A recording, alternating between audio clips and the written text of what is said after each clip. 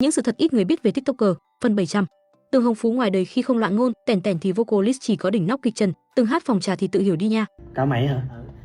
Là bạn thân chắc không, hình như ta vẫn chưa gọi là thương, gọi là yêu, đôi khi giận hờn chỉ nghe thuê bao quý khách từng câu đang chê trách, vì em đã vô tâm cho dòng tin mang dấu trắng.